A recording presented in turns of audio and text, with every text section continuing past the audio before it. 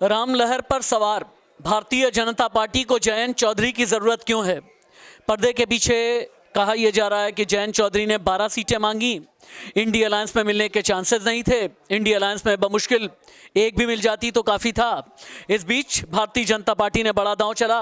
BJP ने यह कह दिया कि भाई आपको हम 4 लोकसभा सीटें भी देंगे, इसके अलावा आपके मिनिस्टर्स भी बनाए जाएंगे, राज्य में भी बनाएंगे और केंद्र में भी बनाएंगे। शाबाश शाबाश, एक मिनट आना मेरे साथ में। मेरा सवाल यह है कि राम मंदिर की लहर पर, रामलला की लहर पर सवार भारतीय जनता पार्टी को आरएलडी जयंत की ज़रूरत क्यों आन पड़ी?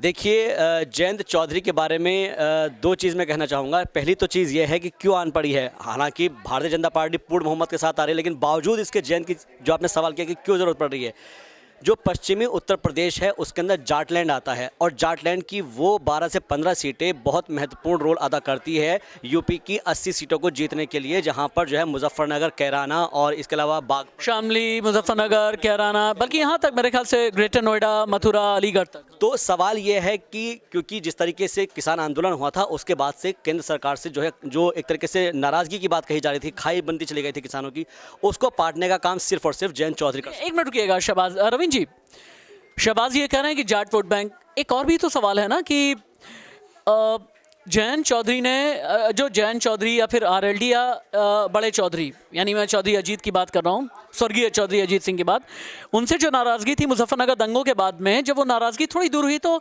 मुस्लिम और जाट साथ में आए।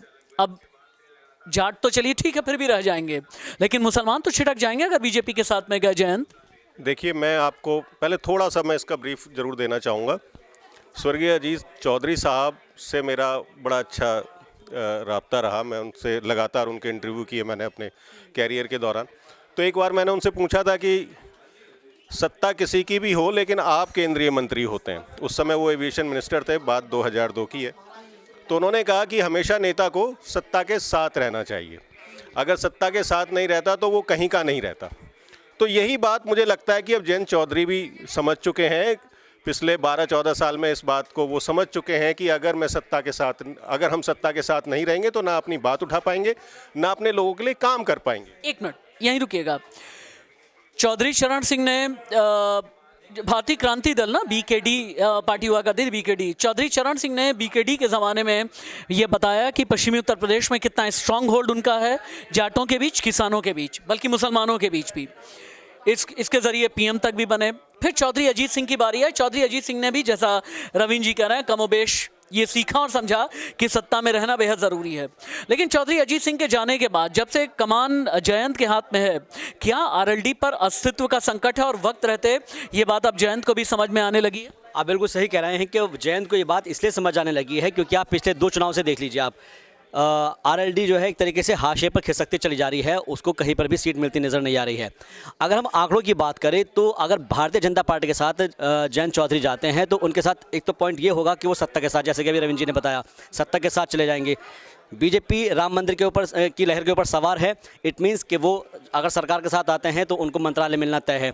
नंबर 2, यूपी के अंदर उनका वर्चस्व बढ़ेगा और योगी सरकार के अंदर उनको 2 मंत्रालय मिल सकते हैं। तो 2+1 का जो समीकरण है ये इस वक्त भारतीय जनता पार्टी के साथ जाने में मिलेगा। और अगर समाजवादी पार्टी के साथ 7 सीटें जाती है तो उसके अंदर कोई गारंटी नहीं है कि वो जीत ही पाएंगे। तो अजीत चौधरी के जो बेटे हैं जयंत चौधरी, वो यही सोच रहे हैं कि अगर मैं जाता हूँ इधर तो हो सकता है कि मुझे वहाँ पर इतना फ़ायदा ना हो as compare to Bharatiya Janata party. और यही वजह है कि अभी कमोबेश जो है सिर्फ सीटों को लेकर ही नहीं बल्कि अपने अस्तित्व को बचाने के लिए। और मेरे ख्याल से बीजेपी का मास्टर स्ट्रोक इसलिए भी होगा भाई, किसान आंदोलन के बाद किसानों की नाराजगी अभी भी है, ऐसा नहीं कि नाराजगी चली गई है।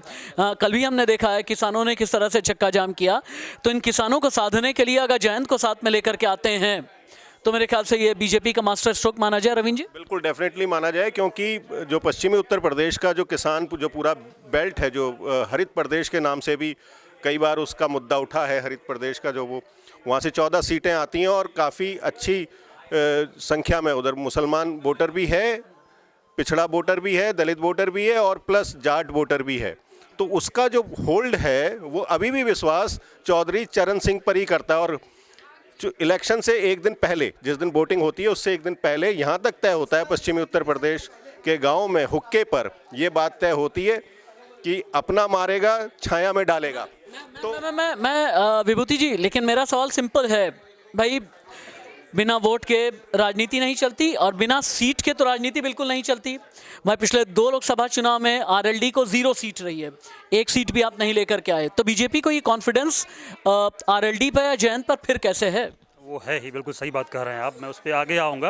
लेकिन एक बात कहना चाहता हूँ कि राहुल की यात्रा जैसे ही शुरू हुई है ना, और जिस तरह ये यात्रा आगे बढ़ेगी ऐसे ही लोग टूटते जाएंगे।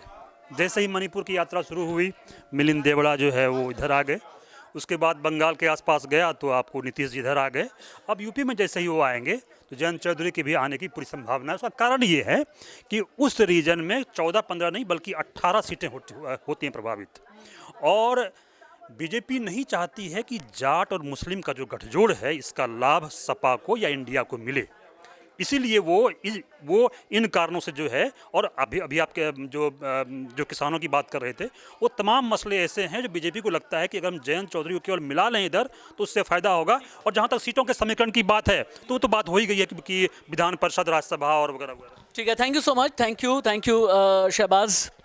ये सिर्फ पश्चिमी उत्तर प्रदेश की पॉलिटिक्स नहीं है, सिर्फ ये यूपी की सियासत नहीं है, बल्कि ये देश की राजनीति की बात है।